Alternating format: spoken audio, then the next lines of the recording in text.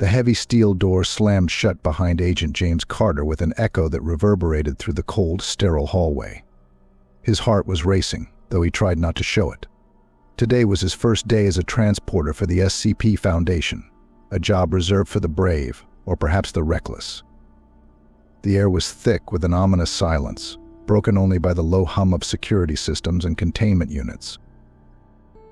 "Relax, kid. It's a milk run." Sergeant Brooks, the seasoned team leader, clapped Carter on the shoulder as they walked toward the transport bay. His voice was gruff but held a warmth that came from years of experience.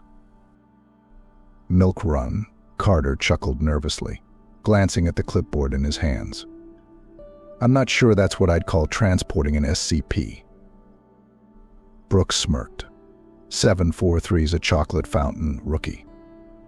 A fancy dessert piece gone rogue. Haven't had a real incident with it in years. You'll be fine. Despite Brooks' reassurance, Carter couldn't shake the creeping unease that curled around his gut. SCP-743 might look harmless, just a fountain of endless chocolate, but there was a reason it was locked up in the Foundation's most secure vault. He knew that every SCP, no matter how mundane it appeared, held something dangerous beneath the surface. They arrived at the transport bay, where a sleek, armored vehicle waited. It was fortified with reinforced steel plating, its interior packed with containment gear, an overkill for something like SCP-743, Carter thought. The containment pod holding the SCP was already loaded, a large, ominous metal crate sealed tight. The containment officers stood nearby, triple-checking the seals and temperature controls. "All right, everyone," Brooks barked, addressing the small transport team. "Routine transfer to Site 47. No deviations, no funny business. Stick to protocol, and we'll be back in time for lunch." He shot Carter a glance. "You good?" Carter nodded, though his hands were clammy. The rest of the team, seasoned veterans with steely expressions, climbed into the vehicle without a word. Carter followed, trying to steady his breathing. As the engine rumbled to life, the doors closed with a metallic thud, sealing them inside. The interior was lit with dim red lights, giving everything a faint, eerie glow. The team settled into their seats, the low hum of the vehicle filling the space as they began their journey. At first, everything was calm. Carter listened to the team's casual chatter as they drove through the winding, deserted roads. They spoke about SCP-743 with the kind of dismissive familiarity that only seasoned agents could muster. "I mean, come on, it's chocolate," one of them, a burly agent named Harris, laughed. "Of all the SCPs we could be hauling, we get dessert." I was half expecting something with tentacles or razor-sharp teeth. "Just be glad it's not SCP-682, another agent muttered, shuddering at the thought. Carter smiled faintly, allowing himself to relax, if only for a moment. Maybe Brooks was right. Maybe this was going to be a routine mission after all. That's when he felt the first rumble. It was subtle, a slight vibration beneath his feet. Carter sat up straight, eyes narrowing as he looked around. The others didn't seem to notice.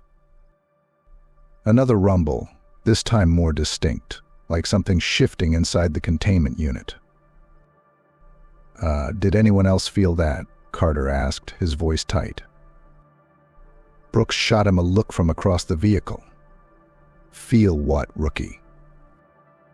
Before Carter could answer, a soft drip echoed through the vehicle. His head snapped toward the source of the sound. A small, dark puddle was forming at the base of the containment crate, a puddle of chocolate. "Harris, check the seals," Brooks ordered, his tone no longer casual. "Make sure we don't have a leak." Harris grumbled as he stood, moving toward the crate. He wiped the sweat from his brow and inspected the seals, muttering something under his breath about faulty equipment. As he reached out to tighten one of the clamps, a thick drop of chocolate landed on his hand. "What the hell?" Harris stared at the chocolate, confusion quickly turning to alarm.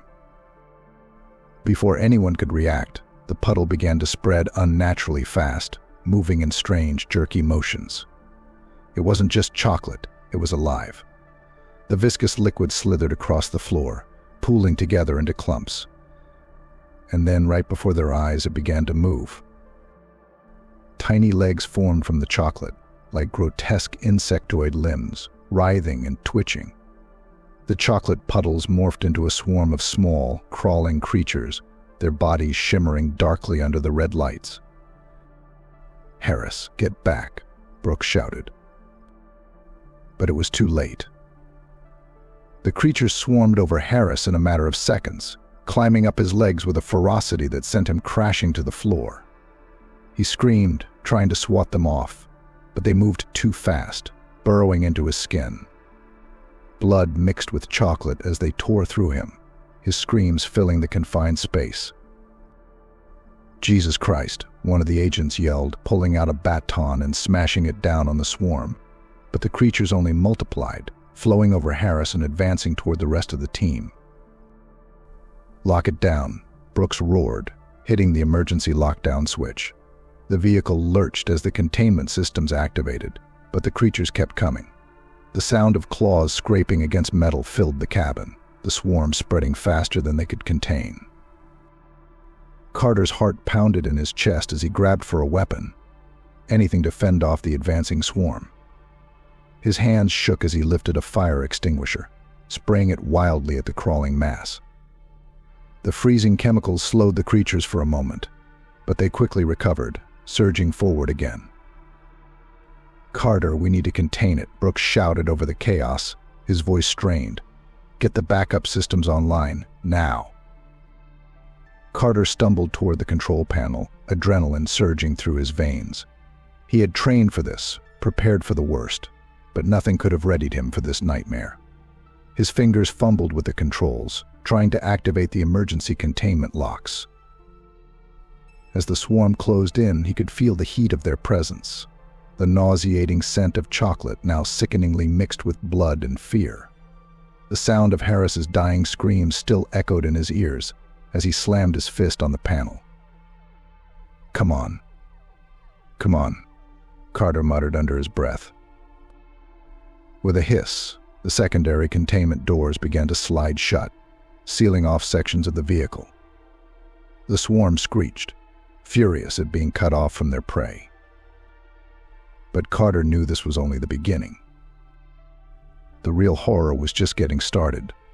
The emergency containment doors hissed shut with a deafening clang, momentarily sealing off the nightmare. Agent James Carter collapsed against the wall, his chest heaving, the fire extinguisher clattering from his trembling hands. The dull red lights flickered, casting grotesque shadows of the chocolate swarm, writhing on the other side of the sealed doors. Harris's screams had stopped.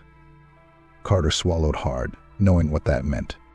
"Carter, focus," Sergeant Brooks's voice snapped through the chaos. The older man's gruff tone carried the weight of authority, but even he couldn't mask the rising panic in his eyes. Carter scrambled to his feet, adrenaline surging anew. He tried to push the horror of Harris's fate out of his mind. What now? "How do we stop this?" His voice cracked despite his best efforts to keep it steady. Brooks moved toward the control console, eyes scanning the rapidly deteriorating containment status. "We don't. We survive. Lock down every section of this vehicle and pray we make it to Site 47 in one piece." A deafening screech filled the cabin as the swarm outside rammed into the emergency doors, their tiny bodies slamming against the steel like a wave of living chocolate. The door buckled, but held, for now. The rest of the team wasn't doing much better. Kessler, one of the more experienced agents, was trying to suppress the panic creeping into her voice. "We've lost Harris. No way we're making it with these things loose." She gestured to the trembling door. "What the hell is 743 doing? It's never been this bad." Brooks clenched his jaw. "It's evolving, adapting. These damn things aren't just multiplying. They're becoming more aggressive." As if on cue, the lights flickered again, casting the transport in complete darkness for a few heart-stopping seconds. In those moments, Carter's mind filled with the image of the swarm breaching the door, crawling over them in the dark, their limbs tearing flesh and bone. The lights snapped back on, but the silence that followed was even worse. "Carter, stay with me," Brooks barked, sensing his spiraling thoughts. "Get to the back. Check the auxiliary systems. If we can stabilize the temperature, we might slow the swarm down. These things are thriving on heat." Carter nodded, stumbling toward the rear of the vehicle. His heartbeat thundered in his ears as he pushed past the control console and into the narrow hallway leading to the back compartment. The air was thick, a cloying mixture of sweat and the sickly sweet scent of chocolate, now forever tainted with blood. As he reached the auxiliary systems panel, a low drip echoed from behind him. Carter froze. He turned slowly, dread coiling tight in his stomach. In the far corner of the hallway, a thick glob of chocolate oozed from the ceiling, dripping onto the floor in slow, deliberate drops. It was moving, forming. "Not again," he whispered, backing up until his shoulders hit the panel. Before his eyes, the chocolate began to congeal, limbs emerging in grotesque mimicry of life. The creatures formed in seconds, their insect-like bodies twitching, shiny and dark under the red glow. Carter's hand fumbled for the fire extinguisher, but he had left it behind in the main compartment. The swarm lunged. Carter threw himself to the side as the first creature skittered toward him, its razor-like legs slicing through the air. He crashed into the panel, his hands scrambling for anything he could use as a weapon. His fingers found a wrench hanging on the wall. He swung it blindly, connecting with the creature's body. It shattered into a puddle of viscous liquid, splattering chocolate across the walls. But more were coming. "Carter, get back here," Brooks's voice shouted from the main compartment. But Carter was trapped, the hallway already swarming with the fast-moving creatures. He swung the wrench again, knocking another insectoid off the wall, but the rest surged forward with terrifying speed. "They're attracted to heat," he remembered. That's when the plan clicked. He turned toward the auxiliary systems panel, ignoring the rapid thumping of his pulse in his ears. With a shaking hand, he flipped open the cooling system override. The transport vehicle was equipped with emergency temperature controls, meant to regulate high-risk SCPs during transit. If he could drop the internal temperature fast enough, maybe it would slow the swarm, maybe. The creatures were almost on him. Carter slammed the cooling lever down. An ear-piercing hiss filled the air as the transport's cooling systems roared to life. Freezing air burst from the vents, the temperature in the vehicle plummeting within seconds. Carter could feel the cold biting at his skin, his breath becoming visible in the rapidly cooling air. The chocolate creatures screeched, their movements faltering. Several of them froze mid-lunge, their limbs twitching as the cold slowed their progress. But they weren't stopping completely. Carter staggered back down the hall toward the main compartment, wrench still clutched in his hand. He kicked one of the half-frozen creatures out of his path and burst through the door, just as Brooks sealed it behind him. The remaining team members, Brooks and Kessler, looked at him expectantly. "The cooling systems are active, but it's only buying us time," Carter gasped, leaning against the door. "They're still coming." Brooks nodded grimly, wiping the sweat from his forehead. "It'll have to do for now. We need to reach Site 47 before the temperature rises again. Can the vehicle make it?" Carter moved to the control console, his fingers flying over the panels. "We've got damage to the rear sections. They're already swarming back there. If we don't stabilize the containment, they'll break through before we get to the facility. Then we make our stand here," Kessler said, her eyes hard. "We seal off the remaining sections and concentrate our defenses. If we lose this compartment, it's over." The sound of scraping metal echoed from the other side of the door, the chocolate creatures already pushing against the barrier. Time was running out. Carter nodded, steeling himself. "Then we fight." He grabbed another fire extinguisher from the wall, tossing one to Kessler. "These slowed them down earlier. It might help us hold the line." Brooks loaded his sidearm, checking the ammunition with grim efficiency. "Remember, Carter, these things are smart. They adapt. Keep moving, and don't give them an easy target." With that, they prepared for the next wave. The vehicle lurched violently as something massive hit the side, sending Carter stumbling forward. He could hear the screeches growing louder, the sound of metal twisting under the force of the swarm's attack. The fight was far from over. And as Carter tightened his grip on the extinguisher, heart pounding in his chest, he realized this was only the beginning. The walls of the transport vehicle groaned under the relentless assault. Carter stood braced against the cold steel of the control console, listening to the sickening sound of chocolate creatures scraping and pounding against the reinforced doors. Each screech, each thud, sent shivers crawling down his spine. "Get ready," Brooks muttered, reloading his sidearm with sharp, practiced movements. The veteran's eyes were hard, scanning the room like a predator preparing for an inevitable attack. "Once they breach, we have seconds before they overwhelm us." Kessler, her face pale but determined, gripped the fire extinguisher tightly in her hands, standing shoulder to shoulder with Carter. Her breath fogged in the cold air, and her knuckles were white with tension. Carter's heart pounded in his chest. The cold air helped, slowing the chocolate swarm, making their movements sluggish. But they weren't stopping. The creatures had adapted to the drop in temperature, and now they pressed against the sealed doors with a terrifying single-mindedness. The sound of metal screeching under pressure echoed through the compartment. A loud bang rattled the walls. The door, reinforced and supposedly unbreakable, buckled under the force of the swarm. "They're coming," Kessler yelled, her voice high-pitched with panic. The door bent inward, and the first of the chocolate creatures slipped through, a twisted, insectoid mass of dark, shimmering liquid, its sharp legs scraping against the floor as it crawled into the room. It let out an eerie, high-pitched screech that sent a jolt of terror through Carter's spine. "Now!" Brooks shouted. Kessler aimed the fire extinguisher and blasted the creature with a freezing jet of foam. The chocolate mass shuddered, its limbs twitching as the chemical frost coated its body. The creature slowed, then collapsed into a puddle, twitching on the floor. For a moment, Carter felt a surge of relief, but it was short-lived.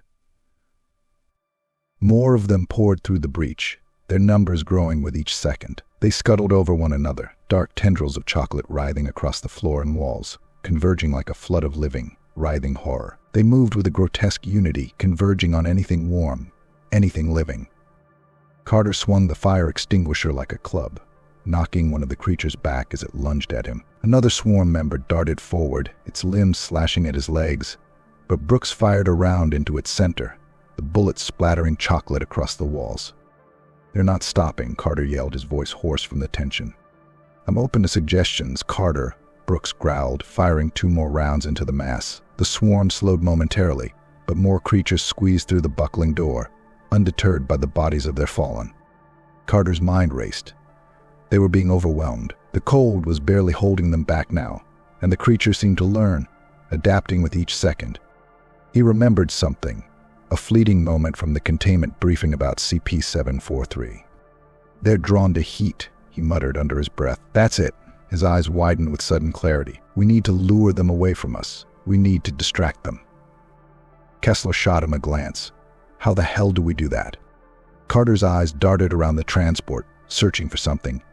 Anything that could create enough heat to lure the creatures away. His gaze locked onto a portable generator, mounted in the corner of the compartment. It powered the vehicle's emergency systems. More importantly, it produced a significant amount of heat. "That generator," Carter pointed.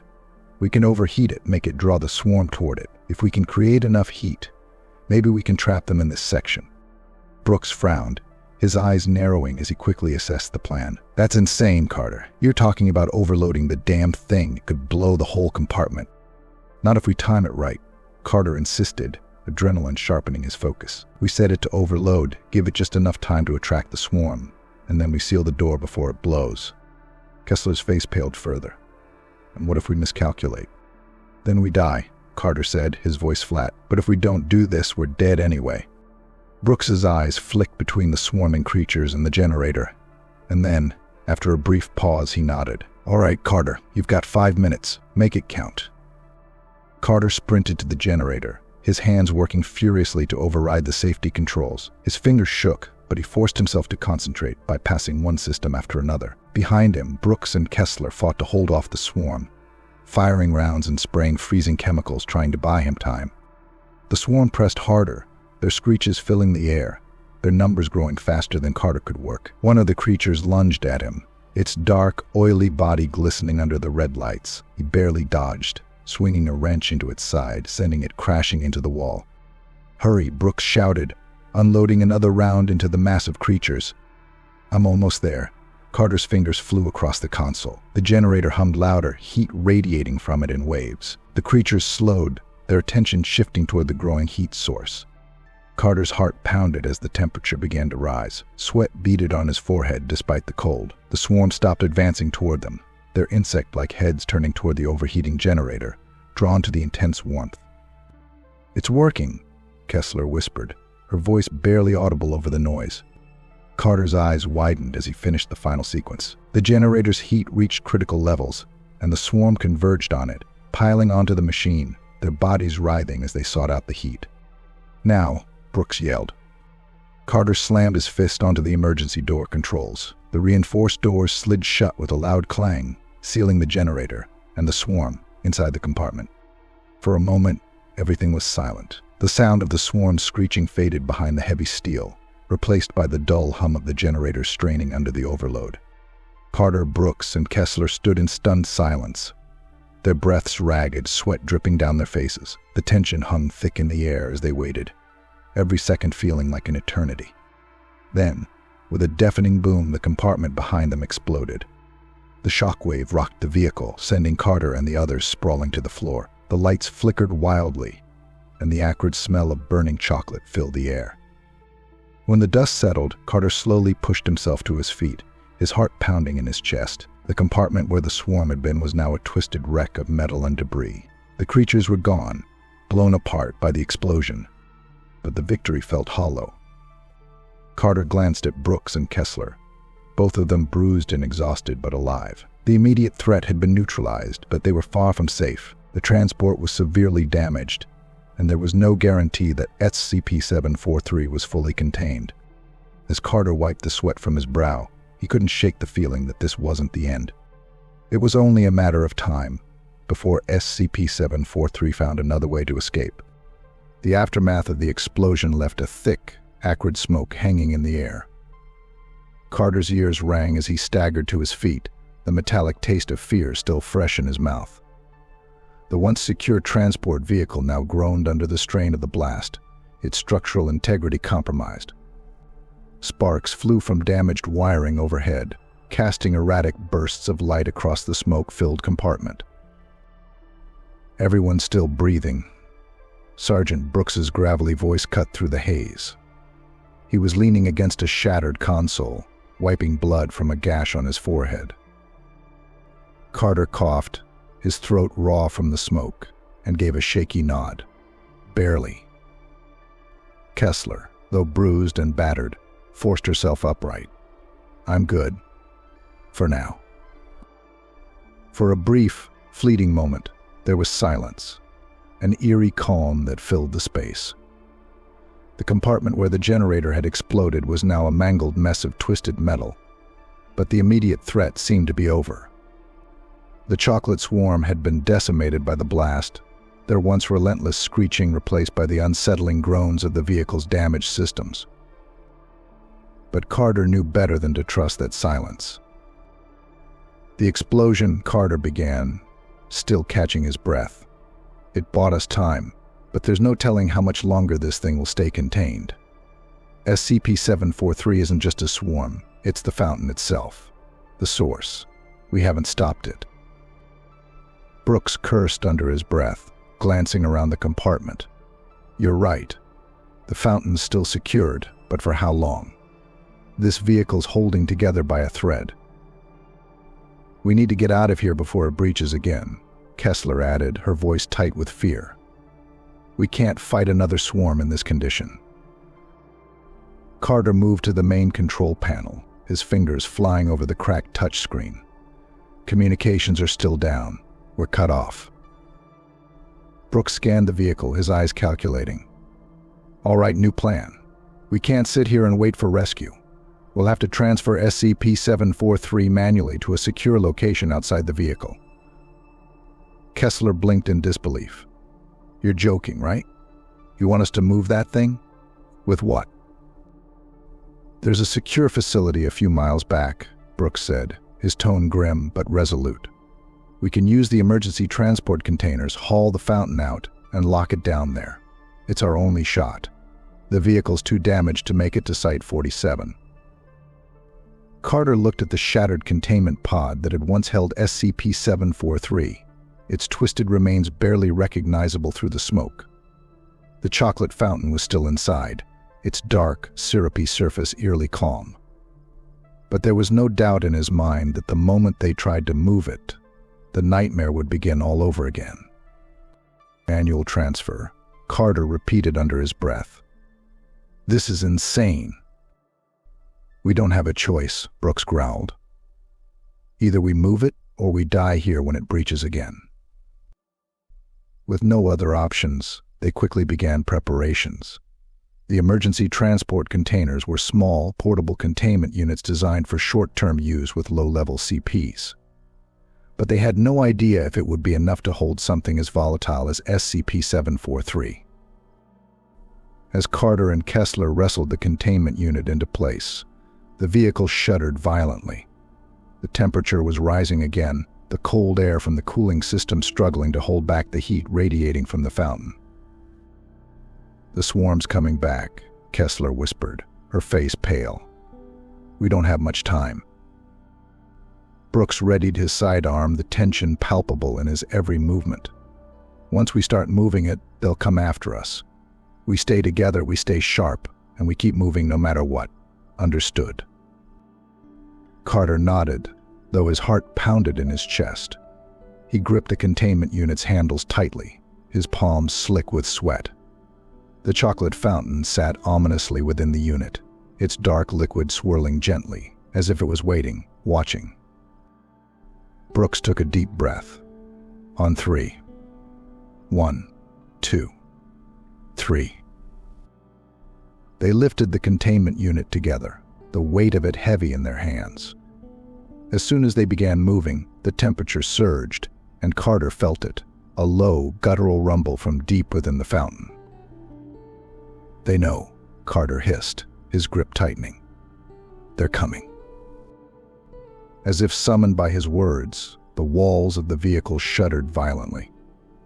From the cracks and seams in the damaged structure, thick rivulets of chocolate began to ooze. It moved faster than before, more aggressive, coiling and twisting as it formed into the familiar insectoid shapes. "They're here," Kessler screamed. The swarm burst through the gaps, their bodies larger and more monstrous than before. These weren't the small, skittering creatures they had fought earlier. These were more evolved, their limbs longer, their bodies thicker with syrupy mass, and their screeches more blood-curdling. Carter swung the containment unit toward the rear exit, his muscles straining under the weight. "We need to move now." Brooks fired into the swarm, the sharp cracks of gunfire echoing through the vehicle as the creatures lunged forward. Each shot splattered chocolate across the walls, but for every one that fell, 2 more took its place. "They're evolving too fast," Kessler shouted, using the fire extinguisher to blast a group of the creatures back.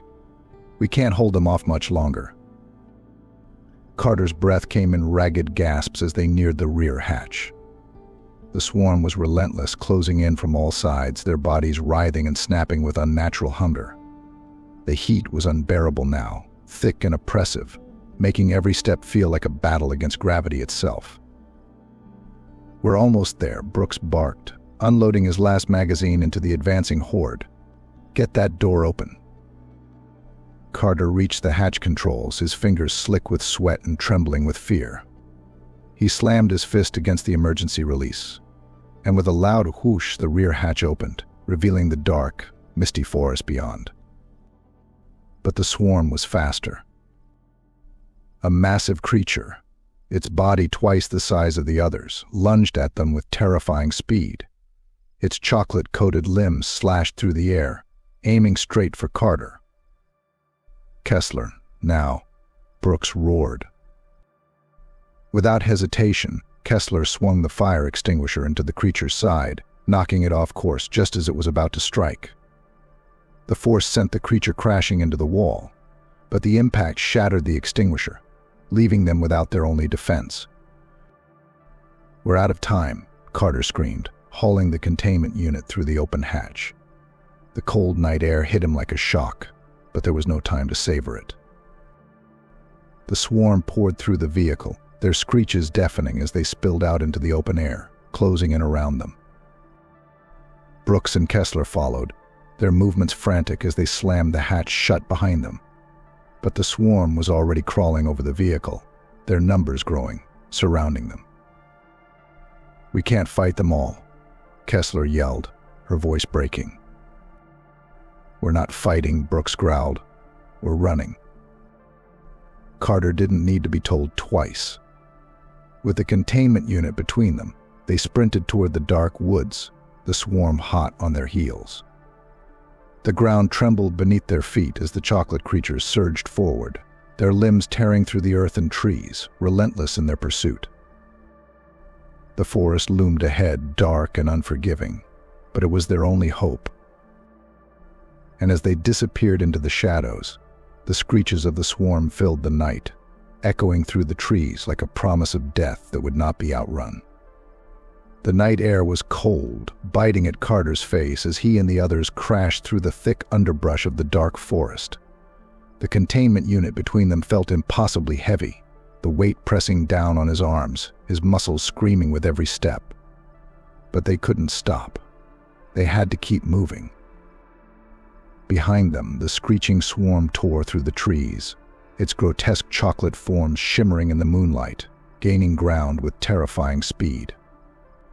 The sound of cracking branches and the wet squelch of the creatures' bodies oozing through the forest filled the air, a constant reminder of the danger closing in. "We're not going to outrun them," Kessler gasped, her face pale and slick with sweat. She cast a desperate glance at Brooks, who was running beside her, his face a mask of grim determination. Brooks didn't respond, his focus entirely on the path ahead. The trees were thick here, their twisted branches clawing at them like skeletal fingers. Every step felt like running through quicksand, the uneven terrain slowing them down. Carter's breath came in ragged bursts, each inhale burning his lungs. His mind raced, searching for a way, any way, to escape the swarm. "There has to be something we can do," he shouted over the noise, his voice barely audible above the chaos. "Keep running," Brooks barked, his tone sharp. "There's a ridge up ahead. If we can make it, we might be able to trap them." The thought of climbing a ridge while hauling the containment unit seemed impossible, but there was no time to argue. Carter pushed through the exhaustion, focusing on putting one foot in front of the other. Suddenly, a massive chocolate creature lunged from the shadows, its limbs thrashing wildly as it barreled toward Kessler. The thing was larger than any they'd seen before, its twisted, insectoid body glistening with dark syrup as it moved with terrifying speed. "Kessler, move," Carter screamed. Kessler barely had time to react. She swung the containment unit around, using its weight as a shield, just as the creature lunged. Its claws scraped against the metal, leaving deep gouges, but the impact sent Kessler sprawling to the ground. "Kessler," Brooks fired his sidearm, the shot ringing out in the night. The bullet hit the creature square in the head, chocolate spraying across the trees, but it didn't stop. The swarm was relentless, undeterred by pain or injury. Carter rushed forward, grabbing Kessler's arm and hauling her to her feet. "Come on, we need to keep moving." The swarm closed in around them, a mass of writhing chocolate limbs and screeching bodies. The creatures moved faster now, adapting to the darkness, their grotesque forms undulating as they swarmed through the trees. "We're running out of time," Kessler shouted, panic rising in her voice. She wiped blood from her brow, her eyes wide with fear. Brooks cursed under his breath, his eyes scanning the forest for any sign of salvation. "The ridge is just ahead. Go, go, go." They burst into a small clearing, the ground sloping upward toward the ridge Brooks had mentioned. It wasn't high, but it was steep enough to give them a chance, if they could reach it. Carter felt his legs burning as they scrambled up the incline, the weight of the containment unit dragging them down. The swarm surged behind them, pouring into the clearing like a living flood, their screeches growing louder with each second. "We're not going to make it," Carter gasped, his muscles trembling with exhaustion. Brooks shot him a furious glance. "Don't you dare quit on me, Carter. We've come too far to die now." With a final burst of strength, they reached the top of the ridge. Carter nearly collapsed from the effort, his entire body trembling. Kessler was pale, her breath coming in short, ragged gasps. Brooks scanned the area quickly. "We need to bottleneck them. If we can force them through a narrow point, we can slow them down." The ridge sloped down on the other side into a narrow ravine, its side steep and slick with mud. The terrain would slow the creatures, but only for a short time. "They're coming," Kessler shouted, her voice laced with panic. Carter glanced down the ridge. The swarm was surging up toward them, their bodies slithering and clawing at the earth with terrifying speed. There were too many of them, more than they could possibly hold off. Brooks stepped forward, his face set with grim determination. "We make our stand here." Carter felt a cold wave of dread wash over him. "What are you talking about?" "We can't fight them all." Brooks didn't answer. Instead, he reached into his tactical vest and pulled out a small device, an emergency thermal detonator. Carter's heart skipped a beat when he saw it. "No," Carter shook his head, panic rising in his chest. "That thing will kill us all." Brooks looked at him, his expression hard but resolute. "Not if I stay behind and set it off manually. You two get the containment unit to safety."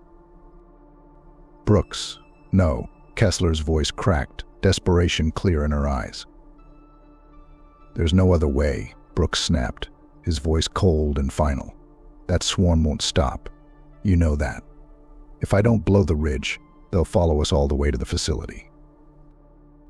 Carter felt his stomach drop. Every instinct screamed at him to argue, to find another way. But he knew Brooks was right. The swarm was too large, too fast. If they didn't stop it here, they were all dead. "Go," Brooks shouted, turning to face the advancing swarm. His hand hovered over the detonator, his body braced for what was to come. Kessler hesitated, her eyes locked on Brooks. "You don't have to do this." Brooks gave her a sad, tired smile. "Yes, I do." Tears welled in Kessler's eyes, but she nodded, her jaw clenched in determination. "Thank you." Carter couldn't bring himself to say anything. He simply grabbed the containment unit and started moving, his legs heavy with exhaustion and dread.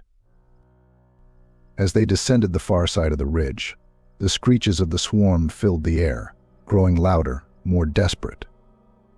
Carter glanced back, just in time to see Brooks standing at the top of the ridge, the swarm bearing down on him, his hand gripping the detonator.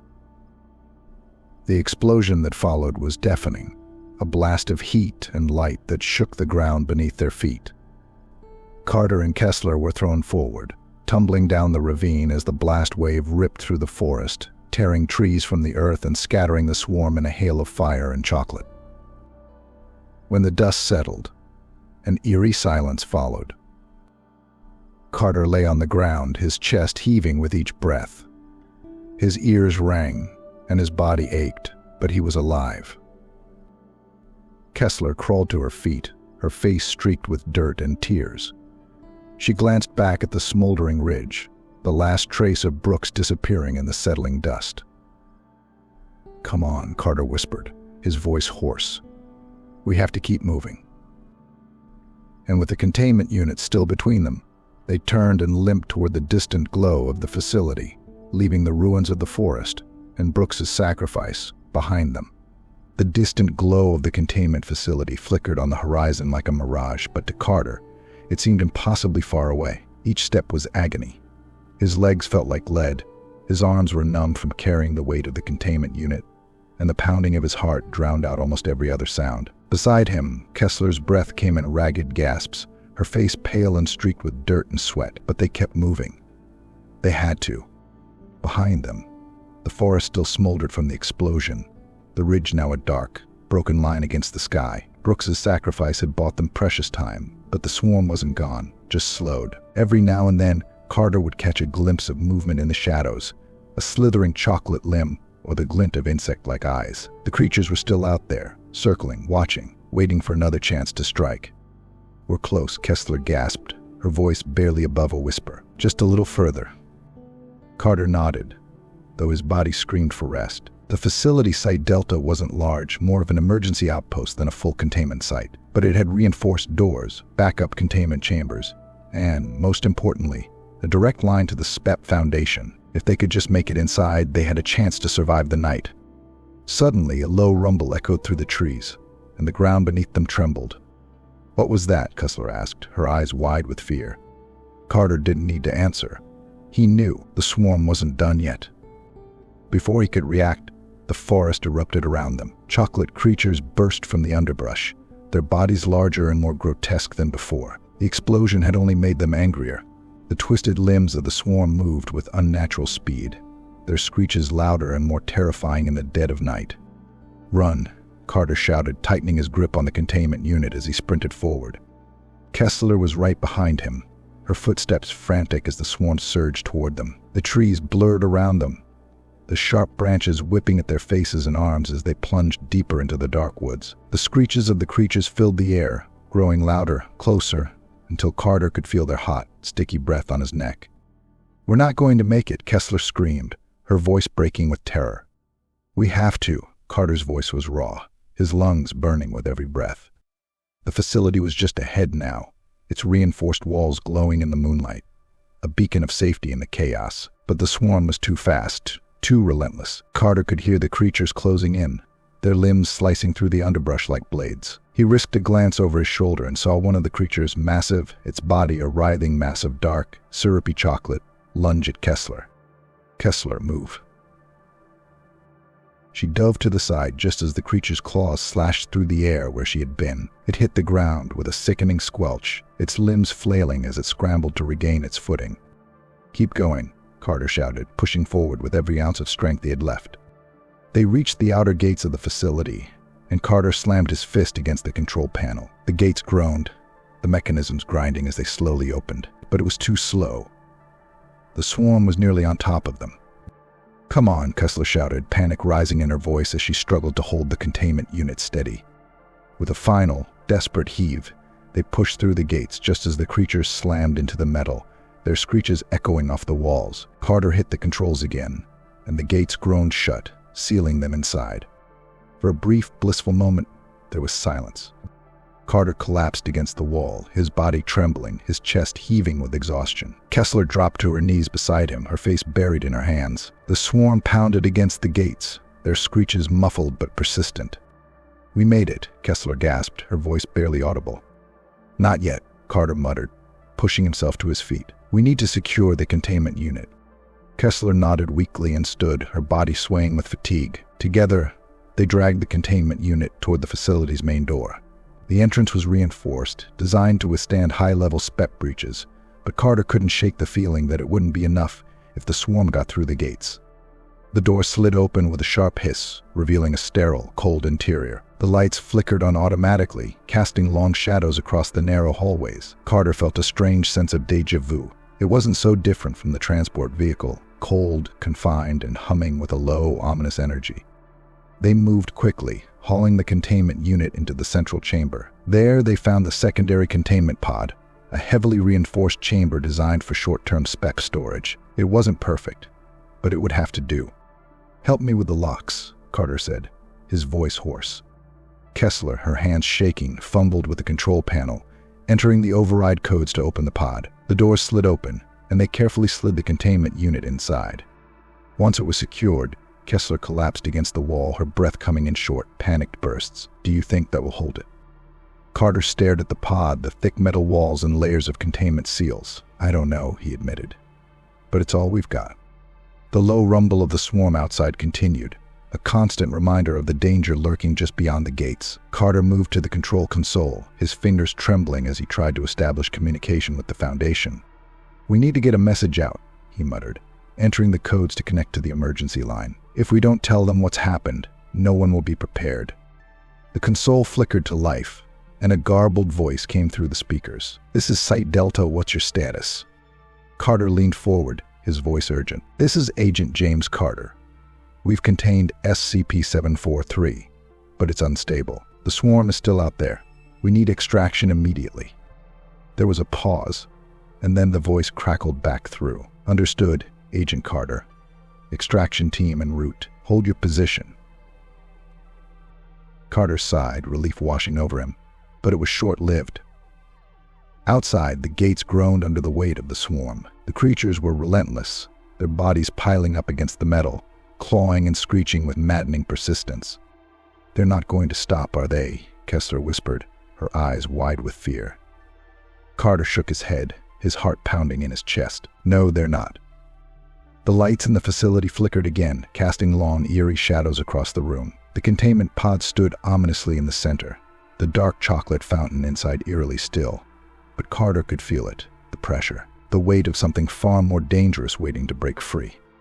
"We have to be ready," Carter said, his voice low. "This isn't over yet." And as the gates began to buckle under the relentless assault, Carter knew that the final battle was about to begin. The facility shook violently as the swarm slammed into the gates again. Metal groaned, straining under the relentless pressure of the creatures outside. Carter's heart pounded in his chest, each thud in sync with the screeches and scratching coming from beyond the reinforced walls. It wouldn't be long now before they broke through. "They're going to get in," Kessler's voice cracked, panic overtaking her calm. She clutched a sidearm in shaking hands, her eyes locked on the entrance as though waiting for the inevitable. Carter stood at the control panel, running every possible scenario through his head. The containment pod for SCP-743 stood ominously behind them, humming with the weight of what it held. But it was no guarantee of safety. "No matter what happens, we have to keep that thing in lockdown," Carter said, his voice low, cold. "If the swarm breaches the facility, we fight our way out, but we can't let them touch the fountain. If SCP-743 gets loose, there's no stopping it." Kessler nodded, her fear momentarily replaced by grim determination. She loaded another clip into her weapon and checked her fire extinguisher, their last defense against the creature's onslaught. The gates buckled again, louder this time. The shrill screech of tearing metal sent a fresh wave of dread through Carter's spine. The outer gate had been reinforced, but nothing could hold out against a force like this forever. The chocolate creatures had grown stronger, their forms larger and more twisted since their first encounter back in the transport. They were evolving. The security cameras flickered, showing the gates barely holding under the weight of the swarm. The creatures, a nightmarish mix of chocolate and insect-like limbs, crawled over one another, their dark bodies shimmering in the faint moonlight. They were relentless, clawing and tearing at the steel, their screeches growing louder with each passing second. Kessler turned toward Carter, her voice tight. "What's the plan when they break through?" Carter's mind raced. "We lead them into the main hall, try to bottleneck them. The fire suppression system in here is still functional. If we can activate it, it'll slow them down." "And then what?" she pressed. "We hold the line until the extraction team arrives," Carter said, though even as the words left his mouth, he wasn't sure he believed them. The facility was falling apart, and the swarm showed no sign of stopping. If the extraction team doesn't make it in time, we retreat into the secondary containment chamber and lock ourselves inside.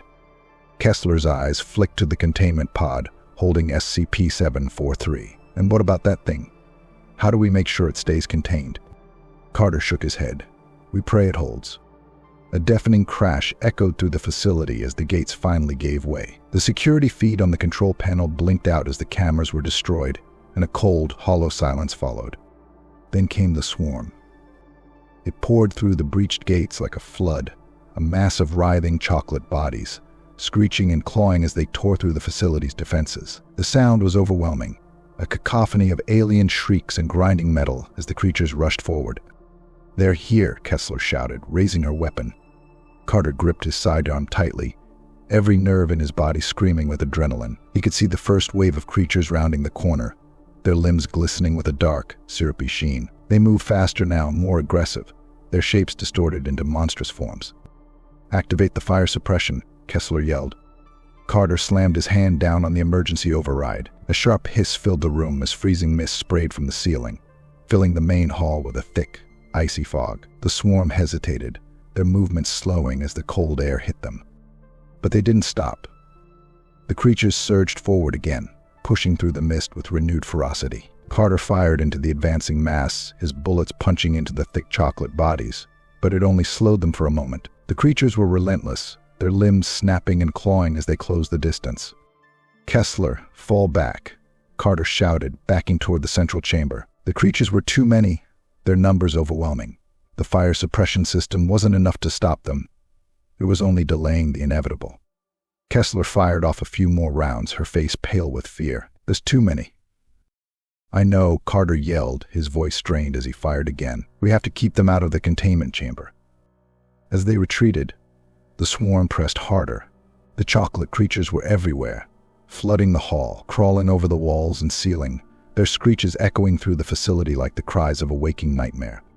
"Carter, the door," Kessler screamed as they reached the entrance to the containment chamber. Carter slammed his fist on the control panel, the door sliding shut just as the first of the creatures reached it. The door sealed with a metallic hiss, the sound muffled by the pounding of the swarm outside. For a moment there was silence again, the screeches of the creatures barely audible through the thick walls. But it wouldn't hold for long. Kessler collapsed against the wall, her chest heaving. "We're trapped," she whispered, her voice hollow. "There's no way out." Carter wiped sweat from his brow, his mind racing. The containment pod stood at the center of the room, its lights flickering faintly. The chocolate fountain inside seemed almost serene, its dark liquid swirling gently as though unaffected by the chaos outside. "We're not trapped," Carter said, his voice steadier than he felt. "The extraction team is coming. We just have to hold out until then." As if on cue, a loud crash shook the facility. The creatures had reached the walls of the containment chamber. The screeching intensified, a chorus of madness echoing through the room as the swarm began tearing at the steel. "They're coming," Kessler whispered, terror filling her voice. "They're going to break through." Carter clenched his jaw, forcing himself to think. His eyes flicked to the fire suppression system, still spraying its icy mist. "We can't stop them," he muttered, almost to himself, "but we can slow them down." Kessler looked at him, her eyes wide with fear. "What are you saying?" Carter moved toward the control panel. "We activate the full containment lockdown. It'll trap us in here, but it'll buy us time." "That'll cut off the extraction team," Kessler protested. "If they don't make it before the lockdown, then we're dead anyway," Carter finished, his voice cold. "But if we don't trigger the lockdown, those things will get in. We don't have a choice." Kessler hesitated, her face pale. But she nodded. Carter's fingers hovered over the controls. His heart pounded in his chest as he entered the override codes, each keystroke echoing in the tense silence. The lockdown sequence activated with a mechanical hum, the lights flickering as the facility prepared for total isolation. Outside, the creatures slammed against the walls with renewed fury, their screeches rising to a deafening crescendo. The door to the containment chamber began to buckle, the metal groaning under the strain. "Please, let this hold," Carter muttered under his breath as he slammed his hand down on the final control. The lights flickered again, and then the doors sealed completely, cutting off the sound of the swarm. For a moment, there was nothing but silence. Carter collapsed against the wall, his breath coming in ragged gasps. Kessler sat beside him, her eyes closed, her body trembling with exhaustion. They had bought themselves time. But for how long? The heavy silence that followed the lockdown was suffocating. Carter leaned against the cold wall of the containment chamber, his body trembling with exhaustion. Beside him, Kessler sat with her head buried in her hands, her breath still ragged. The distant screeches of the swarm, now muffled by the reinforced walls, seemed like a nightmare fading at the edge of his consciousness. But he knew better. The nightmare was far from over. "I don't know how much longer this will hold," Kessler whispered, her voice barely audible in the tense quiet. Carter didn't answer immediately. He stared at the containment pod in the center of the room, its dark silhouette standing as a grim reminder of the real threat SCP-743, the chocolate fountain, still quietly swirling in its glass chamber, seemingly undisturbed by the chaos it had unleashed. "They're going to break through eventually," he said finally, his voice flat. "We bought ourselves time, but not much." The walls shuddered slightly, as if punctuating his point. The swarm was relentless, clawing and hammering at the reinforced steel, growing more determined with every passing second. Suddenly, the containment pod began to emit a low hum. Carter's eyes snapped toward it, heart leaping in his chest. The lights around the pod flickered, and for a moment the dark liquid inside SCP-743 pulsed, as if something alive stirred beneath its surface. "No," Kessler gasped, backing away from the pod. "It's reacting. The lockdown, it's feeding on the energy." Carter's stomach dropped. The containment system, meant to suppress SCP-743, was failing. The chocolate fountain had begun to glow faintly, the liquid inside swirling faster, its surface rippling, as if something was rising from its depths. "We have to stop it," Kessler shouted, panic breaking through her composure. If it breaches now. We're done, Carter finished grimly. If it breaches, we'll be overwhelmed. He raced to the control panel, his fingers flying across the console, trying to reroute power away from the containment pod. The system's word, error messages flashing across the screen as the containment protocols faltered. The walls shook again, harder this time, as if the swarm sensed their impending victory. The screeches of the creatures grew louder, more desperate. They were right outside the containment chamber now, slamming against the doors with such force that the metal began to bend inward. "They're breaking through," Kessler cried, gripping her sidearm tightly as she backed toward the far wall. Carter's mind raced. There had to be a way to stop SCP-743 from breaching, but nothing in the system was responding. The pod flickered again, the dark liquid churning violently now, as if something monstrous was about to surface. Then, with a shuddering crack, the outer door of the containment chamber buckled. Chocolate creatures began pouring in, their insect-like bodies twisting and writhing as they clawed their way through the breach. Their screeches filled the room, a cacophony of madness and hunger. Kessler fired wildly into the swarm, but for every creature that fell, another took its place. They surged forward, relentless, drawn not only to the warmth of the living but to the source of their creation, SCP-743. "We can't hold them off," Kessler screamed, her voice breaking as the creatures closed in. Carter grabbed a nearby fire extinguisher, spraying it into the advancing horde, the freezing chemicals temporarily slowing their advance. But the swarm pushed on, undeterred. He could feel the heat radiating from the containment pod now, its surface glowing brighter, the chocolate inside rising, threatening to overflow. "We have to destroy it," Carter muttered, his voice grim and final. "It's the only way." Kessler's eyes widened. "What?" "We can't. If we breach SCP-743, the containment protocols will fail completely. If we don't, these things will kill us," Carter shouted, pointing to the swarm as it closed in, filling the chamber with their writhing, twisted bodies. "It's either the fountain or us." With no time to argue, Carter grabbed the wrench from his belt and rushed toward the containment pod. His mind screamed at him, warning him of the danger, but his instincts told him this was their only shot. He slammed the wrench against the glass. The impact sent a violent ripple through the chocolate inside, the liquid churning as if in protest. Cracks spider-webbed across the surface of the pod, and for a brief moment the room seemed to hold its breath. Then the glass shattered. A torrent of dark, thick chocolate poured out, spilling across the floor in a flood. The swarm reacted instantly, surging toward the liquid, their bodies writhing and convulsing as they were drawn to their source. "Get back," Carter shouted, grabbing Kessler's arm and pulling her away from the spreading pool. But it wasn't over. From the broken containment pod, something began to rise. It was no longer just a fountain, no longer just a source of endless chocolate. It was something alive, something ancient, and it had been awoken. The dark mass took shape, a towering figure of chocolate, twisted and grotesque, its limbs long and spindly, its face a hollow, empty void. It screeched, a sound that rattled Carter's bones as it reached for them with its dripping, monstrous hands. "Run," Carter yelled, pushing Kessler toward the door. They sprinted toward the exit, their boots splashing through the thick chocolate, the sound of the monstrous creature behind them filling the air.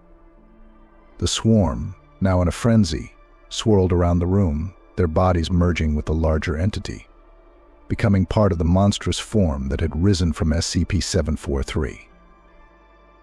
The walls of the facility groaned, cracks forming along the ceiling as the creature expanded, its limbs reaching out to consume everything in its path. "There's no way out," Kessler cried, her voice filled with terror.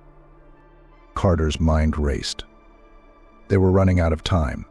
The extraction team was still en route, but they couldn't wait any longer. The creature would consume them before help arrived. Then he saw it, a small panel near the emergency hatch, marked with the SCP Foundation's highest containment clearance facility purge. Without hesitation, Carter ran to the panel, ripping open the cover. His hands shook as he entered the override codes, his breath coming in ragged gasps. The facility purge was a last resort measure, meant to destroy any SCP breach by completely incinerating the entire structure. Kessler's eyes widened as she realized what he was doing. "Carter, no, we won't make it out in time." Carter looked at her, his eyes filled with determination. "We don't have a choice. This thing can't be allowed to leave." He slammed his fist down on the purge activation button. A loud siren blared and red lights filled the room. The temperature spiked as the incineration systems activated, the heat rising rapidly. The chocolate creature screeched, its body writhing as the flames began to lick at the edges of the facility. "Come on," Carter grabbed Kessler's arm, pulling her toward the emergency hatch.